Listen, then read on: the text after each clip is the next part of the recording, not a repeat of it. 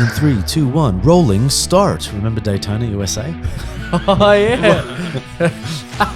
Rolling start. 2 weeks in the what? top 8.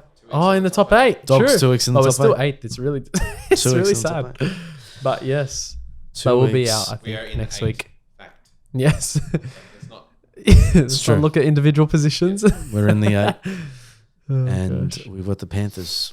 Yeah. But that's all coming Yes, it up. is. Coming up later in the show. Ooh, yeah. Insinuating that we've started the show. Ah, We've begun. you're always so smooth with it. We've begun. We have begun. It is the beginning. In the beginning. In the beginning. Literally started. Have we actually started? Yeah, I'm we've got a show confused. sponsor. Go on. Okay. Haven't you Sure. worked this out by now? Honestly, I'm still getting used to it. How many weeks has it been? All right. Well, let's get started with the show by thanking our our sponsor at our sponsor. I just turned American for some reason. Thank you to our sponsor. There we go, at MJ Podiatry. Just to remind everyone, MJ Podiatry is a mobile home visit network servicing all throughout Sydney. They're an all-round podiatry service, handing out general treatments, anything for sport as well. And they do offer NDIS and home care packaging too. For any pains, injuries, custom-made orthotics, advice on footwear, anything you need, MJ Podiatry has your feet. So contact MJ Podiatry on 0412 389 278 or email them at info@mjpodiatry.com.au, and don't forget that ATG10 promo code for 10% off your treatments. That's it. Thank you, MJ Podiatry. Look after your feet, people. We got processions coming up. Yes, Processions galore. we do. This Saturday evening, 6 p.m, Vigil Mass at St. Mary's Cathedral, followed by the Our Lady of Fatima Rosary Procession, which will go around the grounds of the cathedral, back in. Always a beautiful evening. So that's on the 11th of May. Check out the screen now and you'll see that info. And then coming up in June, we have the Walk with Christ. So we have a Eucharistic procession around the city streets, beginning at Martin Place. That's going to be amazing. We had roughly between 10 to 12,000 people last year, and we're hoping for even more this year.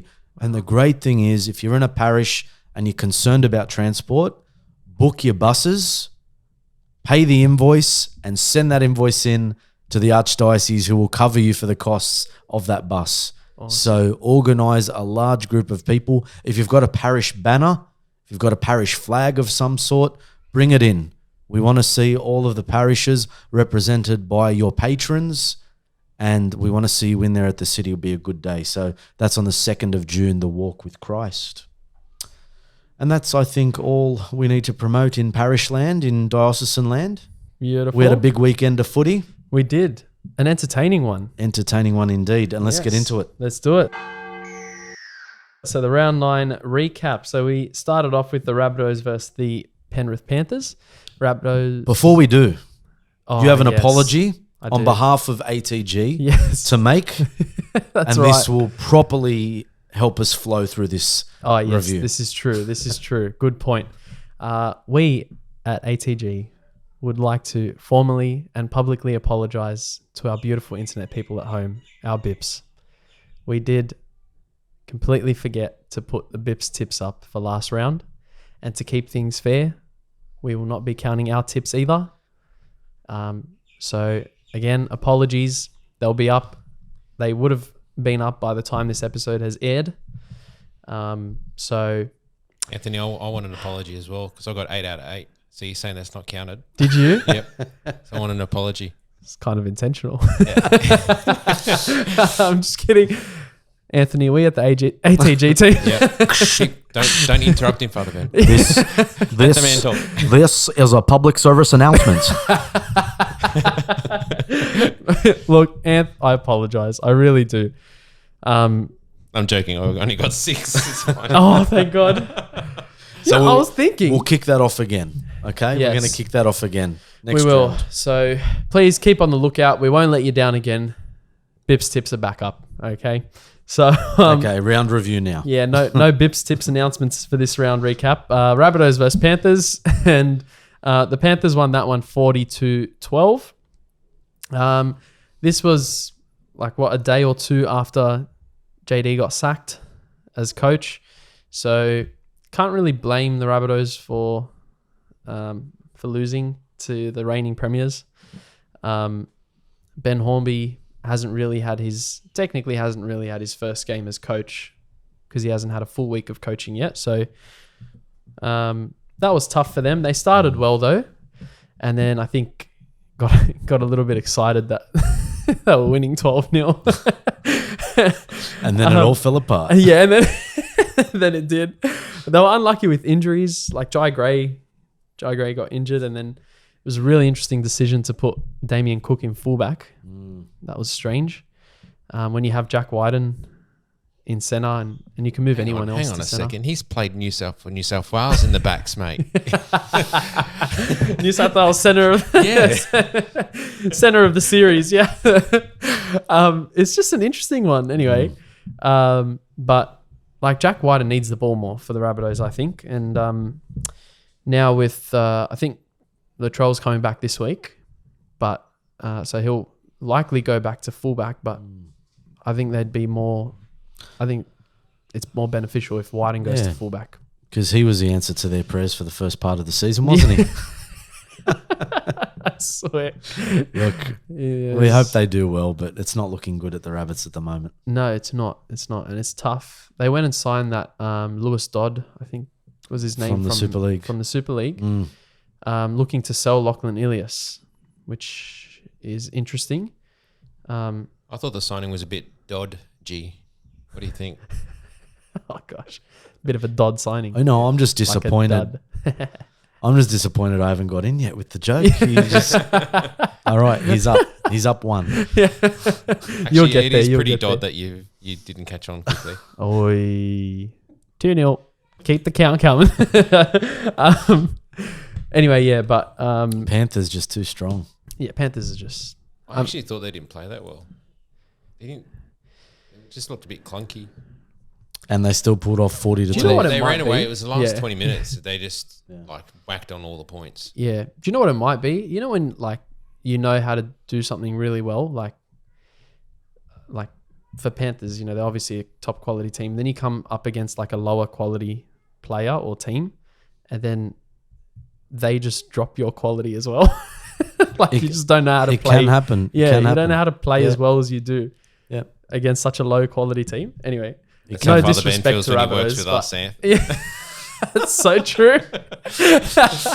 he's used to dealing with the Archbishop and some amazing people. No, he's just like these lay people. I never said that. No, you didn't. I never said that.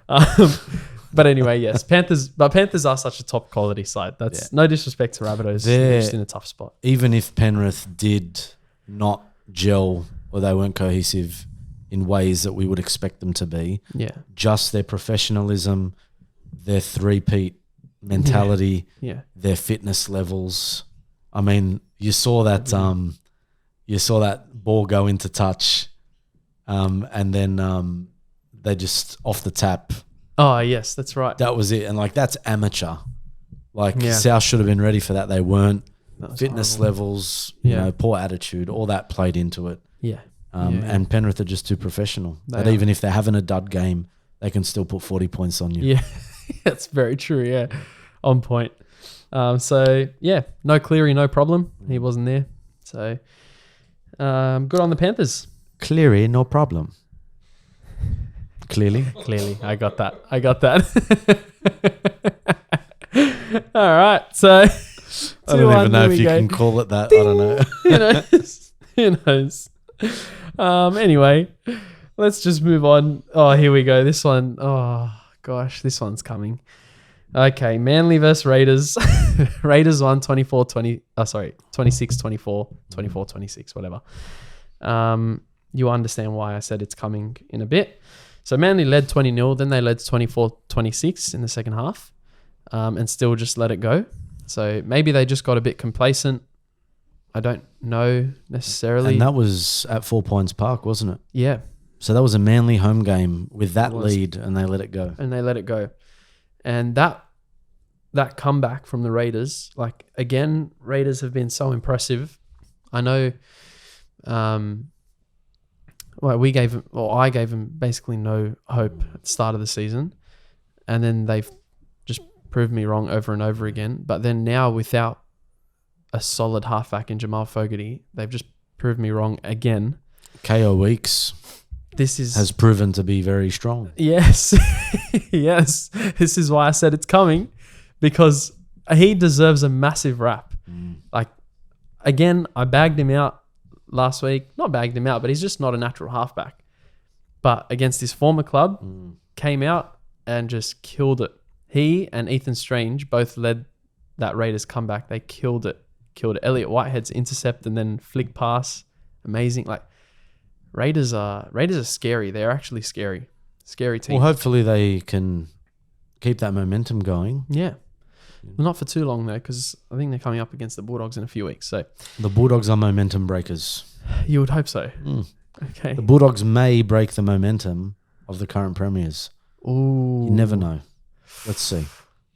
We'll get to that in a second. I'm interested to see what you're going to do there. But yeah, so I get like a little bit disappointing from Manly, but I think they'll just learn from that and not become complacent next time. And Raiders, again, good attitude. So good win. Well done to the Raiders. And Broncos versus Roosters was an interesting game. So it was actually a top quality game. It was interesting. It was entertaining. But then Adam Reynolds and Jesse Arthurs both get injured. So they're big losses for Broncos. Broncos are the type of team to be able to still put on a performance without like Adam Reynolds, or losing Adam Reynolds midway. They did it against Storm, still put up a fight. They didn't win, but they put up a fight. But I think just coming up against a quality team like Roosters, who don't seem to be under any pressure anymore. They're pretty in form. Tedesco. Yeah, he's carving What up. a game. What a game. Up. Wow. He wants the Origin jersey. Yeah, But how do you look past Dylan Edwards? Who knows? Yeah, true. But I think... And then you play people out of position because of their form. You just try to make a spot for them in the team. Yeah. I don't like that. Yeah, nah. Anyway. Not a fan. Not for Dylan Edwards. He's a fullback or nothing. Yeah, he's got to be fullback. Yeah, I think he played on the wing, didn't he, for Australia, like end of last year or something, but still. Edwards just fullback. Needs to be at fullback. Yeah. But anyway, other than that, Roosters did well to, like, last 20 minutes really just dominate Broncos. They really exposed their defense, and they're 2-0 against the Broncos this year. So beat them in round 1 in Vegas, and then beat them again now. So and that's, they weren't at home necessarily. It was their home game, but it was in Vegas, so they weren't playing at home. And here they were at Suncorp.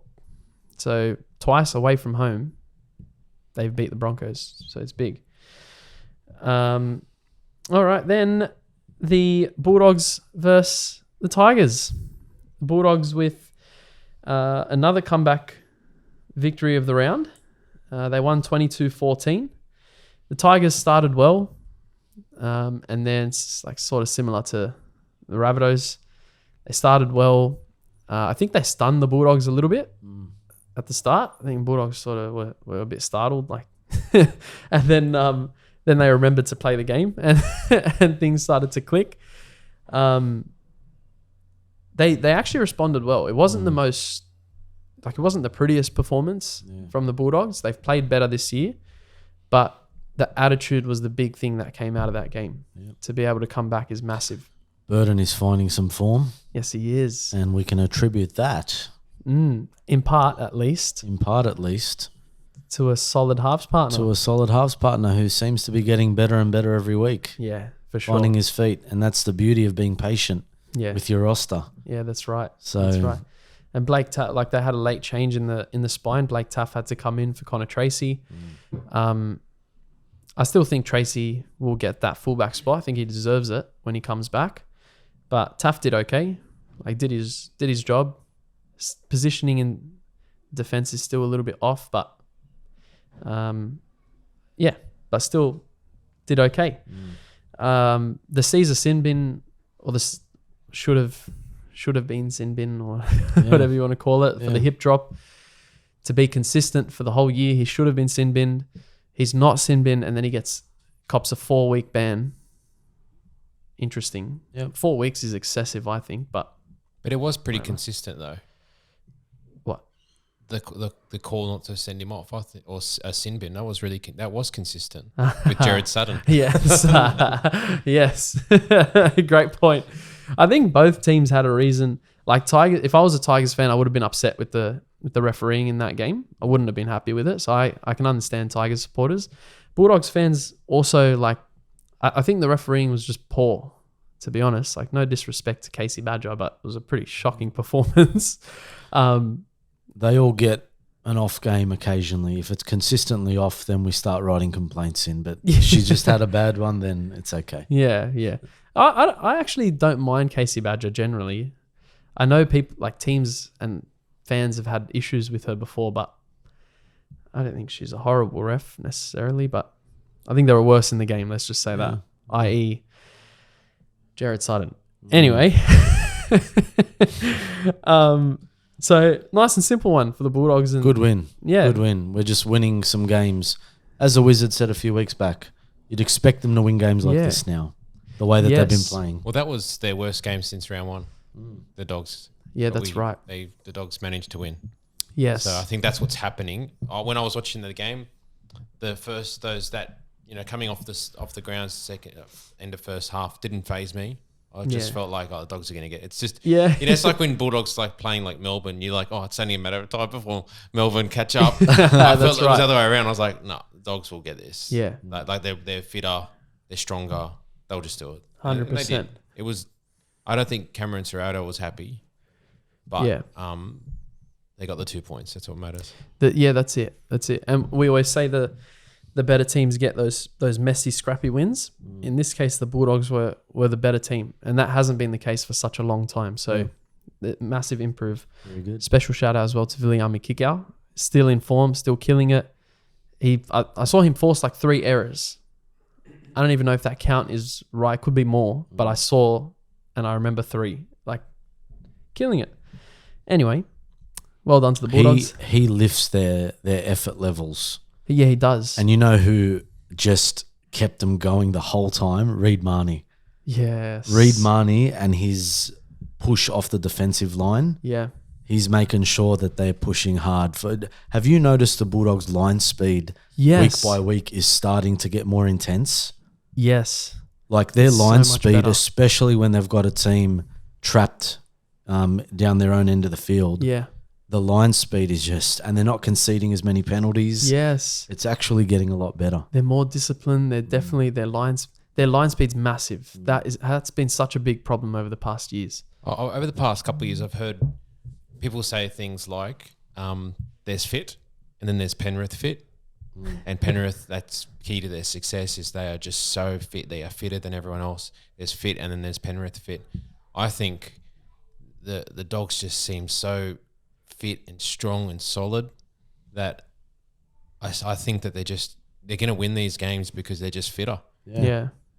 So it'd be interesting It's next week. It's almost like they're wrestling 30 guys at training or something, like too soon. Too soon. Great call. Bit soon maybe. I don't know. No. It's relevant. Yeah. On point. But yes, agreed. Yeah. And then well done. Yeah, you deserve that. Get a close up of that. That was gangster. Yeah. Thug life. Anyway, yes. So there's hope at the Bulldogs for the first time in a long time. So it's been good. All right.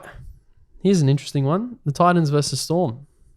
Storm won 22 points to 20. The Titans, tight game. They were in it. Yeah. In it. Definitely in it.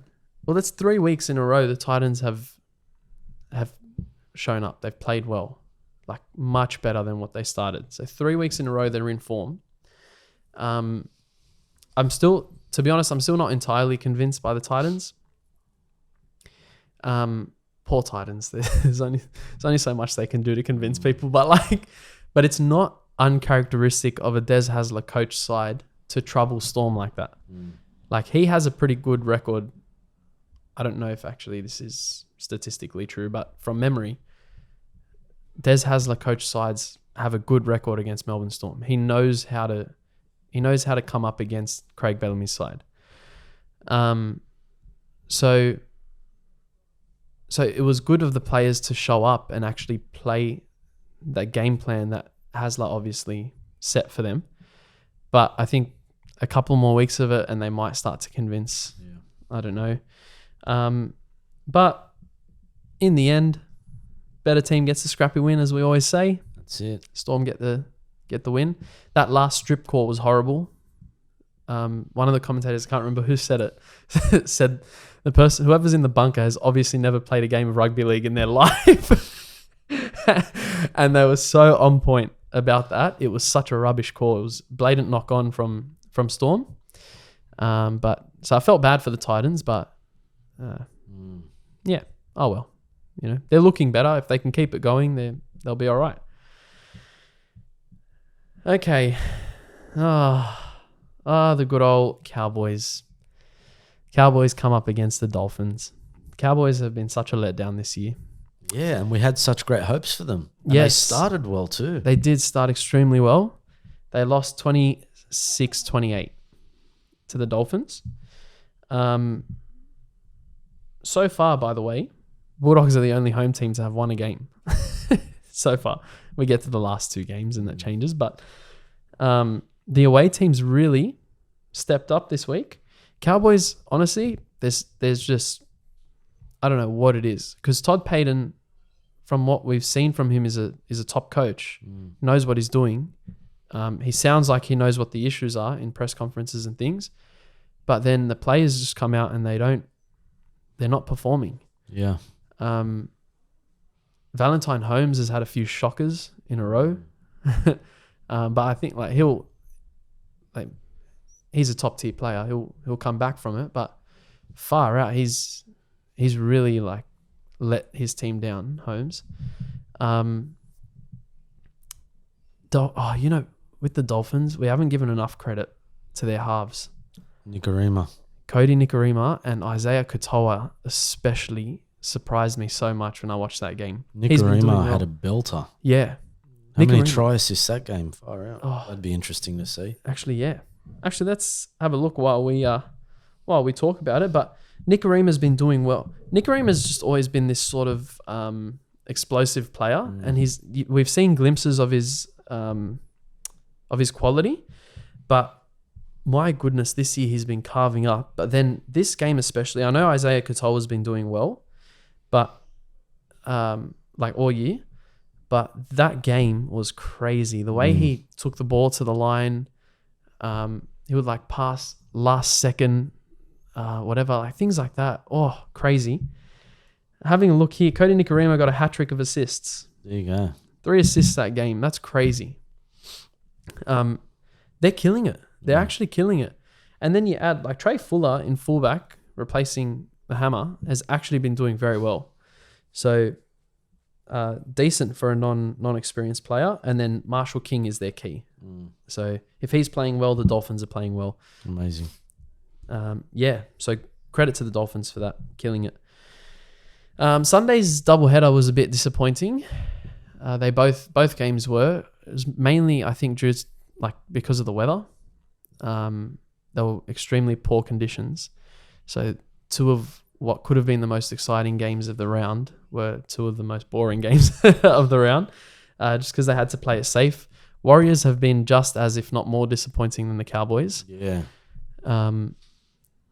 They just look like that old lackluster Warriors who just didn't have any chemistry. But Andrew Webster is a top coach. I think it's sort of a similar thing with Payton. He knows what needs to be done. It's just up to the players now to be game enough to come back from it, which is tough. But hopefully they can do it, because when they're on, they're so entertaining, the Warriors. And then Knights without Ponga, very entertaining. So, and Couple of they're wins getting now the job without him. done. Yeah. They're getting the job done. Armstrong's doing his job. He's strong. he is. Good. Well it. done. Yes. Yeah. Yes. Anyway, all right. But yeah, nice simple game. Conditions didn't help for both teams. And we can say the same for the Sharks versus Dragons match. You could tell the Dragons were there to play. They really believed they were going to win that game. And then those conditions were probably the worst of the round. It was horrific. It was flooding at Shark Park, apparently. Yeah, massive flooding. And then I heard the Sharks CEO was at Bunnings that morning getting gear to pump water out of things. I did hear that. Is that true? Apparently so. I heard it. Honestly, what a boss. I heard it on the continuous call team. That is so good. Yes, I still listen to radio sometimes when I'm driving to and from places. Nice. Yeah. Well, what a gun for doing that. Soldier. Yeah. So that was disappointing because you knew that both teams can attack, and you knew Dragons were there to play. And when they're on as well, they're entertaining. But the weather just didn't permit that. And it hurt the Dragons. Sharks were impressive. Their sliding defense was back to its best that we saw at the start of the season. The only thing with the Sharks is they haven't really come up against... It's kind of the same with the Dolphins. They haven't really come up against the stronger teams in the comp. So it'll be interesting to see the coming weeks. I think they come up against like Storm, Panthers, Roosters or something like that, along those lines. So that's going to be the real test for the Sharks. Yeah, and they currently sit at the top of the table. They do, yeah. So it could be a big fall from grace, or Well, they could continue it. Yeah, they could be serious premiership contenders. That's it. So we'll see. And that is the round recap. Good stuff. And the Eels had the bye. And the Eels had the bye. Yes. Round review. Yes, preview. Yes, quick fire tipping. Round preview. That's Coming right. to you right now. Yes, sir. All right, so quick fire tips. Here we go. Thursday night, Dolphins versus Manly, and that's at Suncorp. Who are we going with? Dolphins, Manly at Suncorp. I'm going to go Dolphins based on current form. Fair. And Manly they've got to come back from that. That was horrid Yeah. losing a 20-point lead. But I think the Dolphins in Queensland, I think they'll get it done. Yeah, Dolphins for me as well. I think I'm going to back Manly to come back. They've been very convincing all year, so I think, backing them. Yep. I just think Bennett's always got a little bit of a point to prove against Seabold from a few years back. Anyway. Could be. And they'll turn up for Bennett. Anyway, I'm sticking with Manly. I don't know. Yeah. Do we have Sarah's tips at all? Yeah, we do. She's got a bit of a frog in her throat today. So, Sarah, who are you tipping? Okay. Dolphins.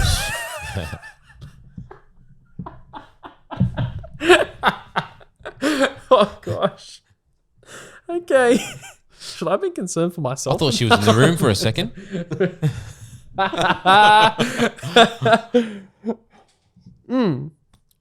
Anyway, thanks for that, Sarah. Gosh. Friday night, here we go. Panthers versus the Bulldogs, and it's in Penrith. Yep. I'm picking Panthers. Oh, okay. The way you were talking Father earlier, Ben I is thought you picking Panthers. Oh, yes, Father Panthers. Ben. Yeah, got Yes. it. Yes. Panthers. I'm picking the Dogs. Wow. Big call. Yep. Okay. I'm going Penrith for this one. Mm. I hope Dogs show up, but I think Penrith will be too strong. Sarah? Panthers. Okay, thanks. Again, where is she? Thank you, Sarah. Imagine her voice was like that. I don't know what I would do. Anyway. She's got a frog in her throat. It's okay. There's been a change in weather. Flu season's beginning again. It's the way it is. Interesting. Not to mention there are frogs around this area. So anyway, not going to try those jokes anymore. That was horrible. Eels versus Broncos. Eels coming back from their bye against the Broncos at CommBank Stadium. Ooh. I'm going to go Eels. Broncos. Interesting tip. I'm going to go Eels as well. No Adam Reynolds. Yeah, but And no Jesse Arthurs. who are the Eels missing? Mitch Moses. And who? this is your chance to reconsider. Who's their fullback? Clint Gutho's out. Gutherson. Oh, Guther's yeah, out. that's right. Yep. Gutho's out. Who comes in for Gutho? Fullback. Who played fullback for Para? They might be putting Dejan Arce. Not sure. Dejan Mustard's back. Dijon the time. Mustard. That's right. He sometimes plays fullback for them in Cup. Okay. I just think without Gutherson at the moment, I don't know. I just feel like they've got Yeah, he might be the glue. it's just that holds that's them just together. too much. Now, I mean Moses no was already Gutho and no enough, Moses. and then now that, yeah. Is Moses not back? Do we know? When's he? I think they said 1 or 2 weeks before Origin. Anyway, I know. maintain I'm going to stay with Para on this one. Home game after a bye. Yep. Something Yeah. to prove, I think. Something to prove. We'll see. Yeah, I don't know. You've got me second guessing, but I'm just going to stick to Para for that one. Okay. Your loss. Yeah, because And Sarah Sarah- still. And Sarah picks far out. Anyway, Broncos. Sarah picks the Broncos. thank you. Very good. I'm concerned. Anyway, that's a tough one, actually. Not really. Okay. Jokes. Oh gosh. If someone can be cocky, it's the Wizard. Yeah, 100%. It's come first. The Eels are going to win now. Honestly, for sure. I'm never tipping ever again. Can I just say that? Just a midway thing. Tipping ruins footy for me. It really does. I start going for teams I would never go for. Yeah. Like I start supporting Roosters and Eels because I've tipped them. That was like Supercoach No. for me. I did Supercoach like 10 years ago, Yeah. and I just did not care about the Bulldogs anymore. Just cared about my team. Yeah. And when you'd Yeah, lose the round, you'd lose. Oh my gosh. Oh, ruins it. burning Ruins it. Anyway, sacrifice for the bips. The Bips. All right. Now we get to Saturday. All right. Back to our quickfire. Sorry. Yes. Tigers Knights. And this is in Tamworth. In Tamworth. Yes. I'm going to go Knights. Knights. Knights. I'm going Knights as well. No Aiden Caesar. Sarah. Tigers. Horrible tip, I have to say. I'm kidding. All right. Sarah was the only one that got Dolphins right, by the way, last week. Anyway, Dragons versus Rabbitohs. And this Yeehaw. Yeah. Nicely done. Dragons versus the Rabbitohs, and this is Netstrata Jubilee Stadium, so Dragons home game. I'm going to say Dragons. Dragons. I don't think the Rabbitohs have anything. Even with Latrell coming back, I don't think they have anything. I think they take a step backwards with Latrell. Wow. But then if he's moved to centre and Whiting goes to fullback, unlikely, but if it happens, I think Rabbitohs are a threat. But I don't think Dragons are losing 3 in a row. Not under Flanagan. So I'm going Dragons as well. It's better for the Bulldogs if Souths confidently. win, though. But so I'll sort of be going for Souths, but And I'll be going for Dragons. Sarah tips. you know what I mean, though. Yeah. Yeah, I know. Yeah. Sarah tips. Sarah, yes. Rabbitohs. Oof. That's nerve-wracking, that one. She could be right. All right.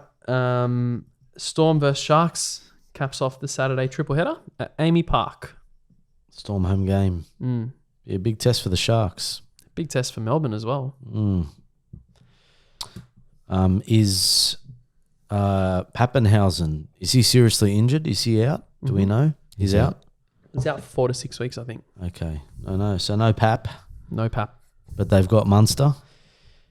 Yeah, Munster's in. Everyone else is in, and they'll bring in, I think, Sua Farlongo will play Sua. fullback if Can't he's go- not injured. Can't go wrong with Sua. Sua. Yeah. But he got injured last game, so I don't know. I'm going to pick the Storm. Yeah, Tyron Storm. Wishart actually could be playing. Storm for me. We always talk about Storm bogey teams. Sharks are another one of them. But I'm going to go Storm. Hesitantly. And Sarah chooses Yes. Storm. Storm as well. We have a consensus. Only one consensus, I think, so far. Mm-hmm. Not multiple consensi. All right. Now we get to Sunday, last 2 games. Roosters, Warriors at Allianz Stadium. Roosters, Warriors. Roosters are too good at the moment. I think They've so. found form. Yeah. Roosters. Sarah, Roosters. well done. We have 2 contenti. And the last game, this ought to be split, I think. Titans versus Cowboys. Seabus Super Stadium. So Gold Coast. Home game. See, the Titans are just about to get over the edge, I feel. Yeah. I feel as though they're about to cross the line. But also the Cowboys, how much longer can they keep playing this way? Yeah, yeah, that's right. What the heck? I reckon Titans. If that to kick things off, Titans for me. All right. Well, here we go. That's different. Thank you, Anth. Going first, Titans. I'll pick the Titans. I'm so sick of being let down by the Cowboys, but I'm giving them one more chance. One more. Just one Last chance. This is it. Last chance. Like they'll be affected. I'm never tipping you ever again if Last you lose chance. this one. Next minute, they're in the grand final. Well, this is... So I just checked. They're coming up against the Rabbitohs next week. So it's almost like they'd be confident against the Rabbitohs. It is a legitimate last chance this week. Yeah. Like... But they'd be confident that they'd get the win against the Rabbitohs, so they'd want this 2 points so that it can become like a pretty simple 4 points, you know? Like when you have an easier game the next week, if the Cowboys lose this game, then next week you have to pick the Rabbitohs to get up on the Cowboys because that's how much they've let you down. Deal. Do you know what I was also impressed with? So it's, by the way, I did forget to mention this. So Dragons versus Rabbitohs. Ben Hornby, former Dragons halfback, is now coaching the Rabbitohs. So it could be interesting to see what he does there. Also, he moved Kolomatangi back to the back row. Thank God. I don't know what Dimitri was doing putting him in the front row. So things like that, small changes like that, you never know. Rabbitohs could fire. Anyway, Raiders have the bye, well deserved. Oh, so who'd you pick? You picked the Cowboys. Oh yeah, sorry. Oh, sorry. And Sarah Yes, picked the Cowboys. Yeehaw. Yeehaw. I think she just likes doing that. No. I don't think she actually thinks Cowboys are going to win. And that's it. And that's the round. That's all the footy talk. And to the Bips. And to the Bips, yes. Apologies you will again. be able to put your tips in this week. Yes. You should have already been able to. So by the time you watch this. So wonderful. yes. Now it is time for Father Ben's big hit of the week. Revenge edition. Yes, Revenge Edition. That's the one. All right, here we go. So I did give Father Ben a bit of a hint already. But before we go into it, we do want to thank our big hit sponsors who are Totus Tuus. So check out Totus Tuus clothing. Links below as always. Don't just evangelize through your words and actions, but through your clothing as well. Totus Tuus clothing. Thank you. Words and actions are also important, aren't they? Yes. If not more important. Oh, definitely. But that's why I say don't just, you know, but I say just like, yeah, we don't add something else. What we don't want to do, we don't want to do is see someone wearing Totus Tuus clothing and then be at like a riot or a rally or something where it's violent and stuff. Because then you're just defeating the purpose. Exactly right. Yes. We don't want to be walking contradictions. We do not want to be walking contradictions.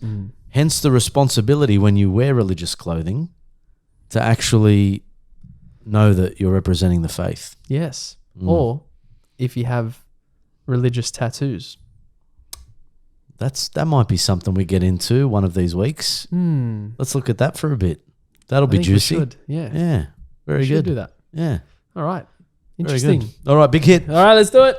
Big hit Revenge Edition. Revenge Edition. Let's have a look. So, sorry, just a reminder. Yeah, context. Yeah, just to remind everyone, last week for our big hit, we had Ryan Madison put a shot on Luke Brooks in that Eels versus Manly game.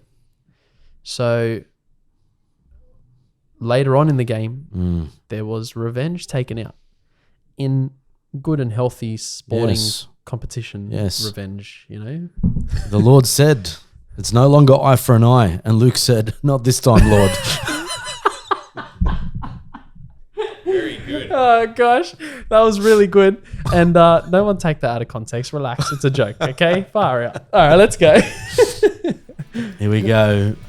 Madison. Brooks, big hit. Picked him up, put him on his bottom. Look at that. Great form. What a shot. Great form. And look at this. Boop. Little slap.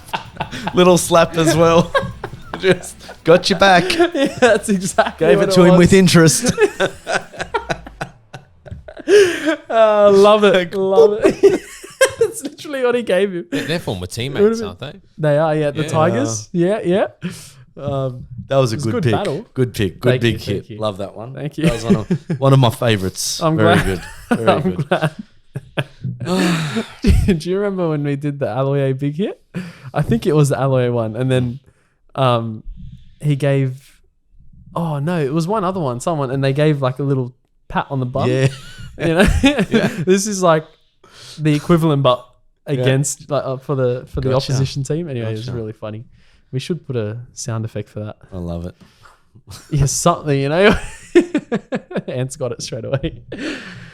There's the big hit. Thanks to Totus to his clothing. So, Anth, what are we going to do now?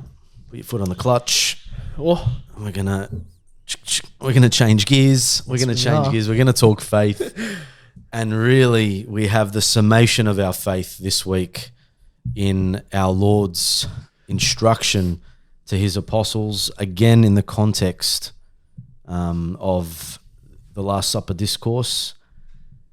If you love me, you will keep my commandments. It's ultimately, we talk about this whole unconditional love all the time. God loves you unconditionally. So just be who you are and do what you want. And that unfortunately gets a lot of people into trouble because that's not the way God operates. Okay? God loves you unconditionally in that he brought you into existence and he loves you. Okay? But there are conditions to being in a relationship. Okay? It's not an open thing whereby we just get to do whatever we want, say whatever we want, think whatever we want, and say, I'm okay in the eyes of God because God loves me unconditionally. Jesus actually basically debunks that that misguided mindset that so many Christians have carried now for so many years. And Jesus says, if you keep my commandments, you will remain in my love. So in that very simple sentence in John's gospel, he's letting us know that it is possible to fall out of his love. wow. And how do we fall out of his love? By breaking his commandments, because it's a failure on our end to love in return. Okay? So that's not God being a big meanie, God being, reward, punishment. That's not the way God works. But Jesus just saying very simply, if you keep my commandments, you will remain in my love. And then he goes on to say, if you do this, my own joy will be in you, and your joy will be complete. So, how is it that we are happy in life? How are we fulfilled in life? It's because we keep God's commandments, which bring us the joy of Jesus. And in receiving the joy of Jesus, our joy is complete. So massive, massive message that came out of the gospel this past week. And so it begs the question now, how is it that we are loving? How is it that we're loving God and loving neighbor? Are we making up our own rules? Are we creating our own version of God that fits in our nice little structures and the way we live our life? Or are we being challenged to love the way God loves? And it goes on.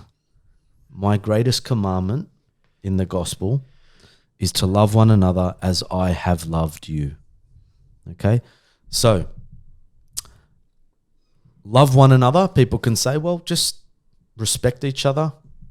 You have your point of view, I have my point of view. You have your truth, I have my truth. So we're just going to love one another. And even if I see you doing something detrimental to your physical, emotional, or spiritual health, I still love you. I'll stay out of your way because I'm respecting your truth. And even though you might not know you're hurting yourself by doing these things, I'm going to stay out of your way because that's how we love each other in polite society. We're not going to step on anyone's toes. But you can't do that because Jesus says, as I have loved you, that's the way you're going to love one another. So now we think about Jesus. And how did Jesus love us? The ultimate sign and the realization of that love is that he went to the cross for us. But look at Jesus' life and ministry. This is an invitation to think back now. How did Jesus interact with people? He called them out of their sin, didn't he? He challenged them, okay? Very obvious example, the woman caught in the act of adultery. They were all about to stone her. But what does Jesus say? Don't get caught next time. He never said that. He says, I don't judge you either. Go away and sin no more. So he's calling her out of that lifestyle, okay?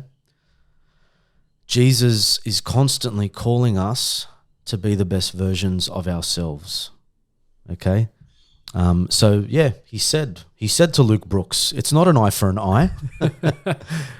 It's, okay, if someone slaps you on one cheek, give them the other. If someone asks you to walk 1 mile with them, walk an extra with them. So Jesus, we need to be reminded of how he constantly is perfecting us, is working within us, is telling us, no, as a Christian, as a follower of mine, if you love me, you will keep what I've told you. You will keep in mind what I've taught you, and that will manifest itself in the way you live your life. And then he says one of the most profound things that you and I can gloss over every day, that no religion in the world would ever think conceivable. And this is how we know our religion to be the true religion. God is not a tyrant. He's not a dictator. He doesn't make demands of us that aren't possible.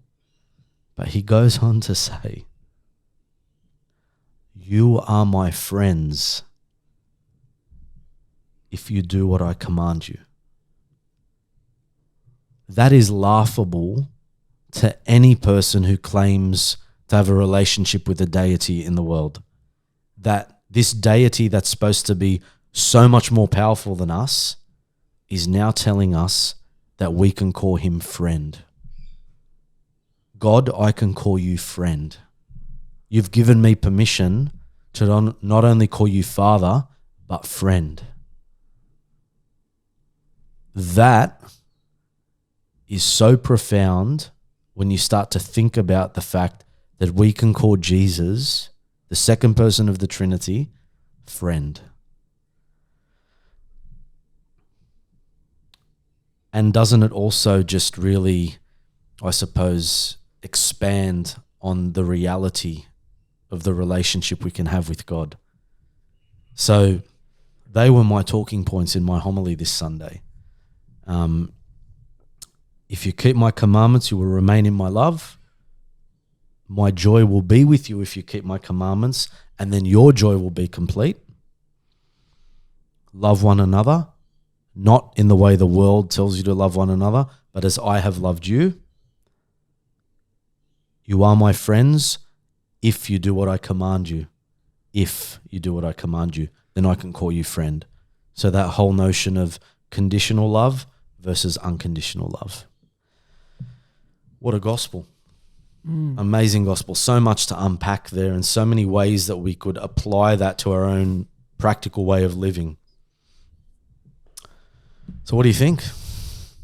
Well, I think that it sounds and is so simple, like such a simple message, not necessarily easy, but so simple. And we tend to complicate things ourselves and then blame God because everything's so complicated, as we do.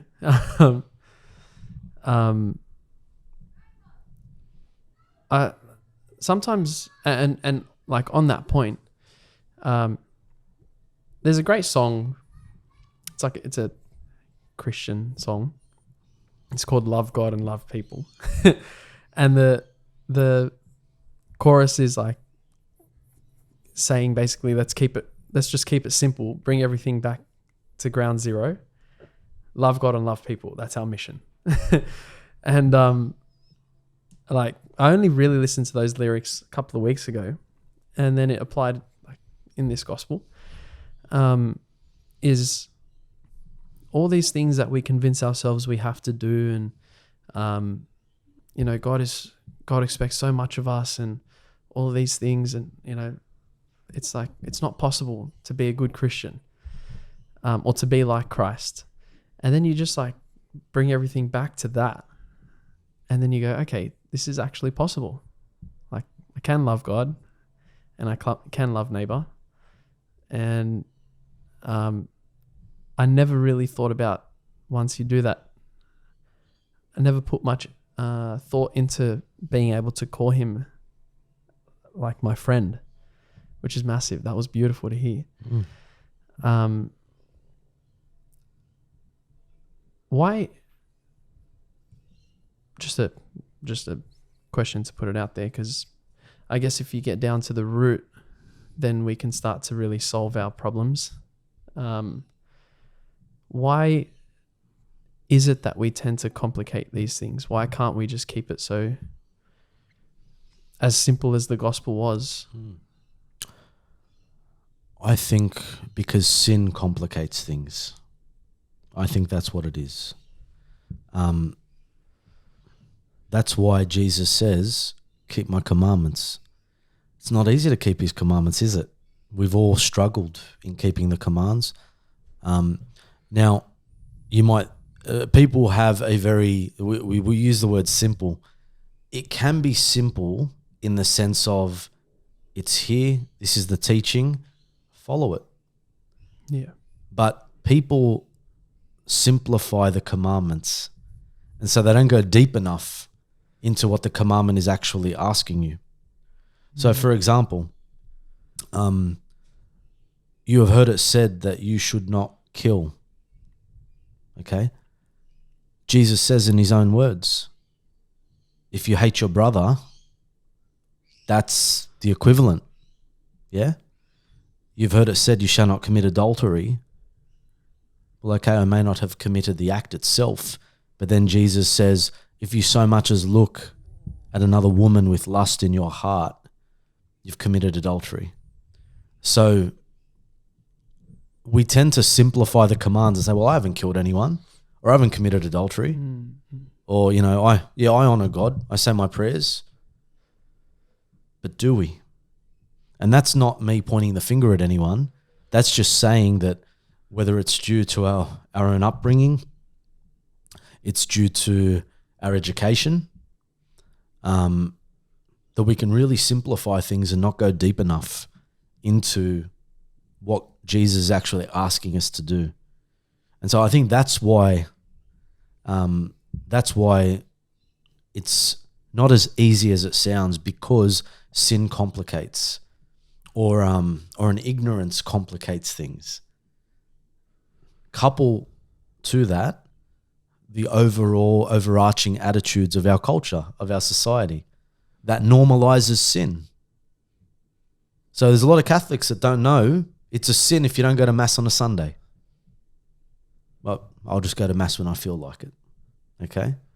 Oh, well, you know, I'm comparing myself to a murderer here. I'm not killing anyone, therefore the fifth commandment, that doesn't apply to me. Well, Jesus disagrees with you, because Jesus said it himself. This is what comes under that commandment now. If you're going to gossip about someone, if you're going to hate someone, if you're going to kill their reputation, that's murder. You're killing. Not only are you killing, not only are you killing their reputation, you're also killing your own soul. You're separating your soul from that relationship that it so desperately desires with God. That's what happens when we sin mortally. So we need to really build ourselves up in good habit and virtue and say, well, I'm not going to participate in the gossip or the slander. That's hard for a lot of people. And people might be at work and they're talking to each other in their lunch break, and all they can do is point the finger at the boss that they don't like or the workmate that they just don't get on with. Even in our staff rooms at schools, cliques of teachers just binding together, talking about each other, and I'm not happy with this one or that one or whatever it might be. And it can happen. It can happen. No one is immune from it. It can even happen in the priesthood. We can be guilty of talking about other priests in particular ways that we shouldn't. God have mercy on me for the times that I have. So it's like the commandments can be followed, but sin complicates it. And if we get too comfortable with normalizing attitudes and behavior, then it's not an easy thing to do to follow what Jesus has said in this particular gospel. So it's sin. Sin does it to us. Wow, okay. And therein lies the importance of confession. Mate, now that's a simple response. It's true. Father Ben, what about if you commit a sin, but in your heart you don't feel any sort of guilt? Like you don't feel like you've done something wrong? Yeah, well... Like how do you atone for something that in your heart you feel like you've done nothing wrong? I can't think of anything on the top of my head, but I know there's been times when I may have gone to confession and just said it without any sort of feeling, because I don't actually feel any sort of, compared to other things you may confess, you feel guilt or shame, whereas this you're like, oh, well, I did that too, but I don't feel like I've done, I don't know. You know why? what I mean? Yeah, I do. So the question I would have is, why would you confess it? Why would you go to confession with that particular thing if you don't think it's a sin? Well, okay. Well, I'm just going to use this because I can't think of anything top of my head, right? But say you eat junk food, right? Now, it's not really a sin, but, your body is a temple, right? But in my heart, I might not, like, went to a Porto's 3 days in a row or something, right? Now, I can't think of anything. But you know what I mean? Guilty. But in your heart, like, that it's a sin. You haven't done the right thing by yourself, right? But I don't feel like in my heart, like, I don't feel bad. I don't feel guilty. But I'm confessing because it's ticky. Like I haven't ticked the box of doing the right thing. And it can be that sometimes. So I suppose the reason I asked that question was we have to make a distinction. So firstly, you need to have full knowledge. You have to know that what you've done or what you're about to do is a sin. Then you have to have the intention to do it. Okay. And then of course there's a circumstance in which it's done.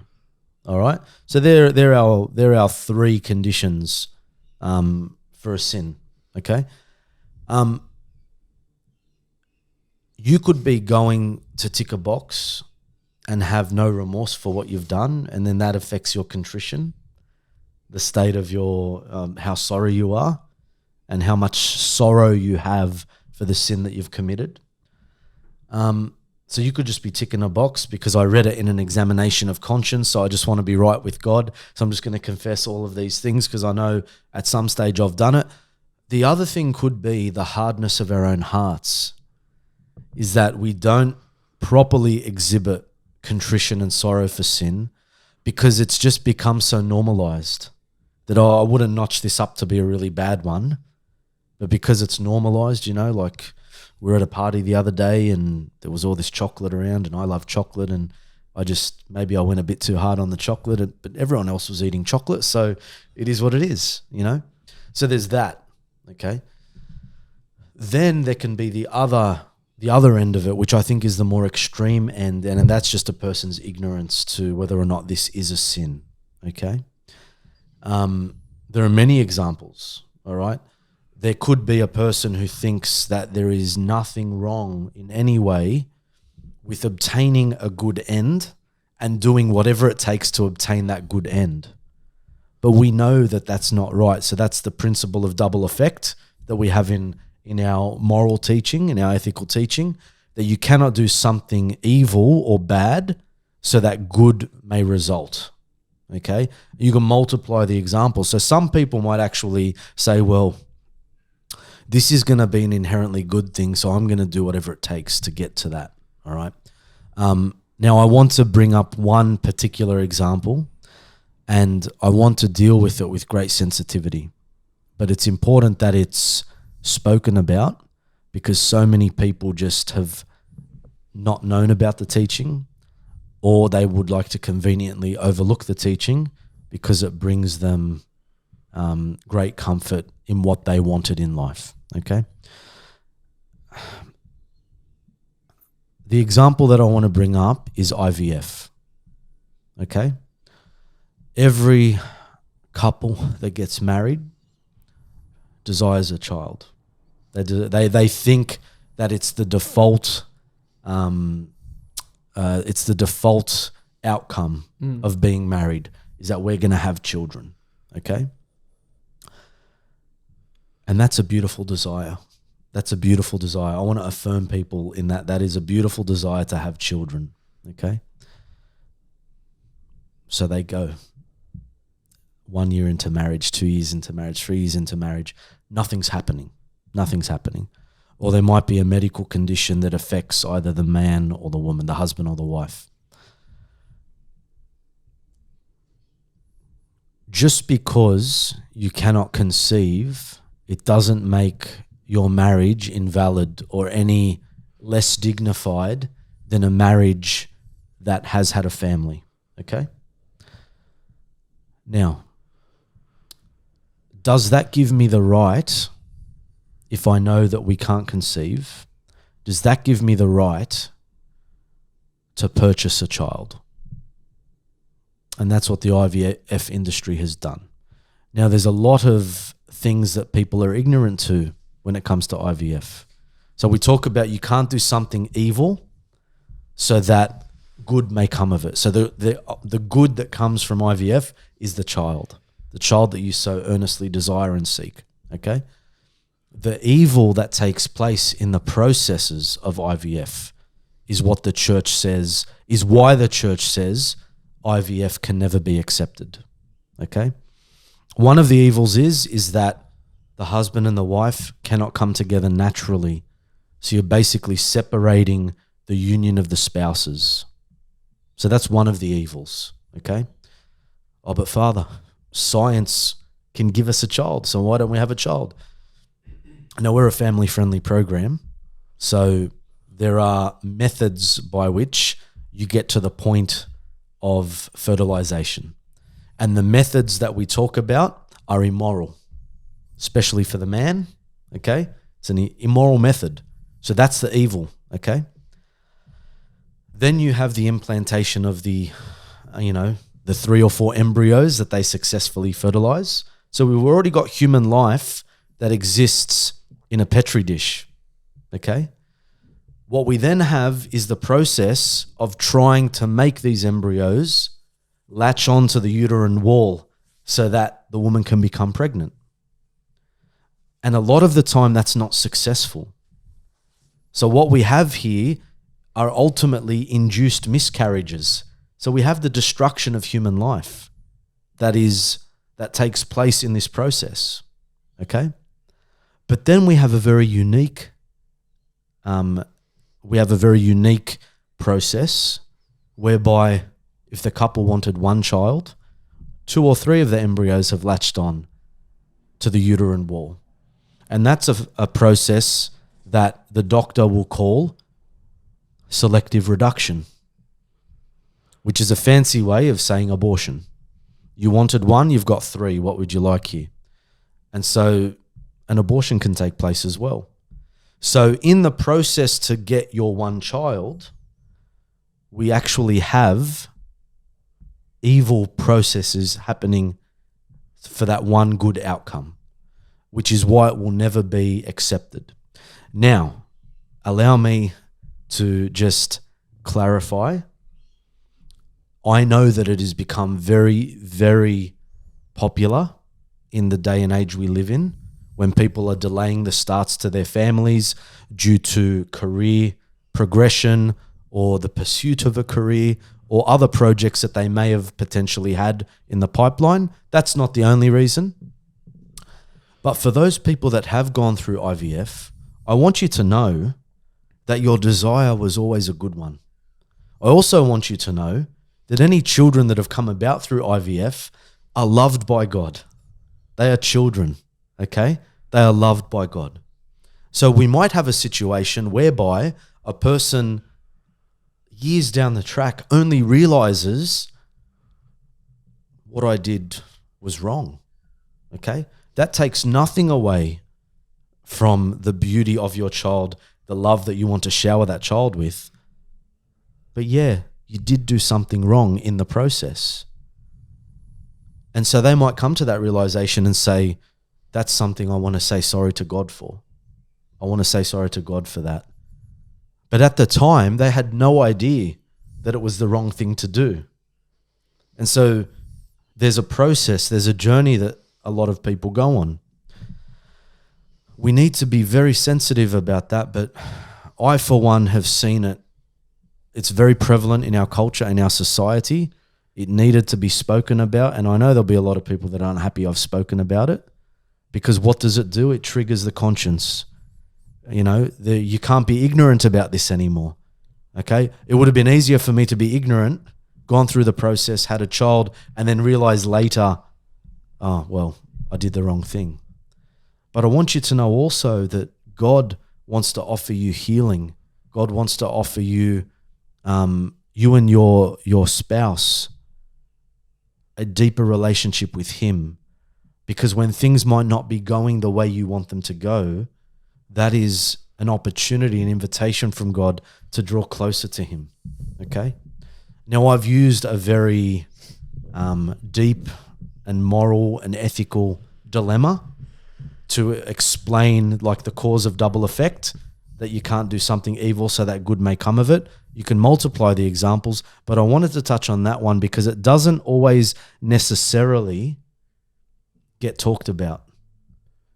And Or talked about correctly. Or talked about in a way, yeah, where you need to understand the struggle of the couple. But the solution to their struggle is not to do something evil so that good comes from it. Father Ben, so you would know I do a lot of work with Sydney Catholic schools, and going in, Sydney Catholic schools have a program called 1010, which you're the chaplain for. Is that right? Have been the chaplain for. Help out. And that's actually been one of the most common questions is the church's stance on IVF. And God bless all the people that are leading those classes, but no one's answered it like that before. And it's only because I had a personal experience, well, not a personal experience, but I had a deeper context of the evil behind it. In that a couple that when my daughter was in preschool, she had friends that were twins, a boy and a girl, and they came into our house for a play date. And then we were just talking to the mother, and she explained to us that the children were IVF, and that when she was pregnant with 4, 2 boys and 2 girls. But she didn't want 4. She only wanted 2. So she terminated a boy and she terminated a girl. And they were both healthy. And I felt sick. I don't judge anyone, but I felt terribly I felt nauseous actually. Really, I actually literally felt sick. And from that point I had that context of the evil around it. The intention and the fruit is one thing, and I guess my concern with having 15, 16-year-olds ask teachers these questions. Yep. They're not getting the answer you just put out there. And they don't have, most of them wouldn't have the context that I was given many years ago now. Anyway, I just wanted to add that. Well, thank you, because that's a very practical and it's a lived experience that this woman has had. I can't imagine it would have been easy for her to make that decision, her and her husband, but it's just one of those things where this is what the industry will do. They will make you feel good about the decisions you're making, and they will They will fluff up the language. So rather than saying abortion, they'll call it selective reduction. And they go down this path, which ultimately, because you're paying thousands of dollars for these treatments, it's a business. So they want to make the couple always feel at peace. They want to make the couple always feel good about the decisions they're making. Okay? Now, very interestingly, Anthony, you mentioned the 1010 project. These questions are coming from 15, 16-year-olds. Can we not see how seriously our young people are taking these difficult questions? They are seeking answers. Our teachers are not equipped to answer these questions. They should be, but they're not. And maybe some of them even agree in the opposite to what the church teaches. Okay?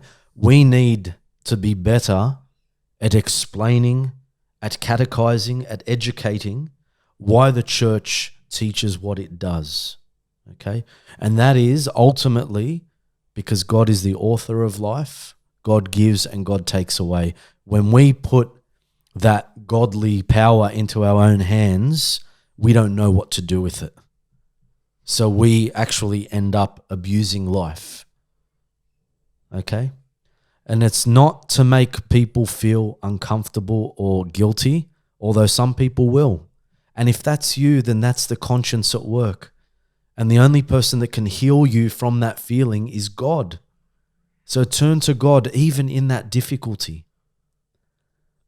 But as I've said time and time again, it is about the health of your relationship with God, the salvation of your souls. How can you have a platform like this and not talk about some of these difficult things when we've done such a miserable job in explaining them for decades past?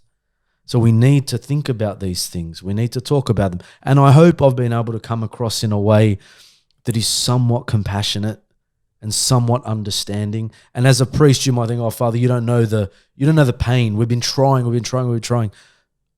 I share in it every day. Believe me, I do. I share in it every day because there are so many people that are broken, that are sad, that are disappointed in some of the church's teachings, in some of their own failings. We've got to bring that together, and my job is to point them to the healing power of God and to remind people that the church doesn't hold this up as a teaching because it wants to make you miserable for the rest of your life or make you and your marriage feel as though it's a disappointment or not a real or valid marriage because you can't have children. No, the church does it because they know the destruction it causes. They know what it's going to do to you and to your conscience. They will know. They do know, which is why it is only through God that healing can take place. But in Father that regard. Ben, it's also the literal destruction that is factored in as well. Like that's, we say we get married because we're open to having children. You go into, if you know the full wrapped around context of what it is, you go into it open to termination as well. Yep. It's, there is no judgment because, as a parent, something kicks in when you get married. You long for children. And so there is no judgment. It's just seeing other parts of it does embed some sort of context that, yeah. And I would just, maybe to finish on this point, unless Anthony, you have a question, but I would just say the Archdiocese of Sydney, through their Life, Marriage and Family apostolate and outreach, actually has some beautiful couples that have struggled with conceiving and have actually made it a point to make it part of their ministry, where they will talk to couples that are actually struggling and don't know what to do and think that these scientific processes are their only option and that they can't in any way live a full and complete marriage without having children. They help couples understand what God might be inviting them to do. So I would encourage you to reach out to Life, Marriage and Family in the Sydney Archdiocese and ask those questions. If you're a couple struggling, okay, be patient firstly. Offer your suffering and your pain to God. But don't do it alone. Reach out, because we have people that will be able to assist and share with you their own testimony and what they're going through and how they've actually been healed by sharing their testimony with others and by leaving it in God's hands. Okay? So it's there. It's tough. It's tough, and we don't take it lightly in any way, which is why I wanted to make sure that we put sensitivity on this. Yeah. Okay. Thanks for that, Father, and Anth for that. I just wanted to put up sort of a last challenge for everyone watching, and also for myself included,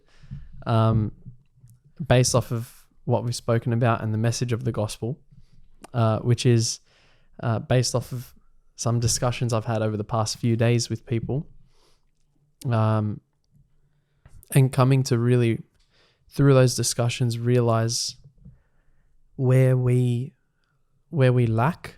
And it's at this point where we're so interested in hearing what people have to say when they disagree with the same things we disagree with. And we tend to drift towards those people. And sometimes those people can be leading us away from the church, which is problematic. That's a side note. And it's extremely easy when we hear someone say that same-sex marriage is wrong, and the government's decision to do this thing is wrong, and this priest or this bishop isn't saying what they're supposed to be saying, or isn't doing it the way they should be doing it, or whatever.